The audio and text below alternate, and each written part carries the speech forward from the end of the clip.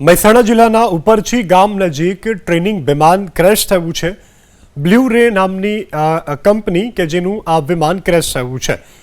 આ વિમાન ખેતર વિસ્તારમાં ક્રેશ થયું હતું। આ દુર્ઘટનામાં વિમાનમાં સવાર મહિલા પાયલોટ ઇજાગ્રસ્ત થયા છે।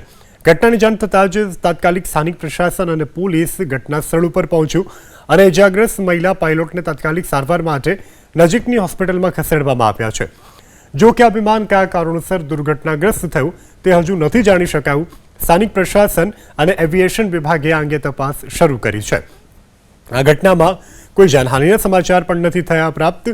2 સીટર આ પ્લેન છે કે જે ટ્રેનિંગ સમયે ઉડાડી રહેલા મહિલા પાયલોટ કે જેઓ પણ નીચે પડ્યા હતા અને પ્લેન ક્રેશ થયું હતું। વાડી વિસ્તારમાં પ્લેન ક્રેશ થતાં હાલ અન્ય કોઈ જાનહાનિના સમાચાર નથી, પરંતુ ઇજાગ્રસ્ત પાયલોટ કે જેઓને તાત્કાલિક જ નજીકની હોસ્પિટલમાં સારવાર માટે ખસેડવામાં આવી રહ્યા છે।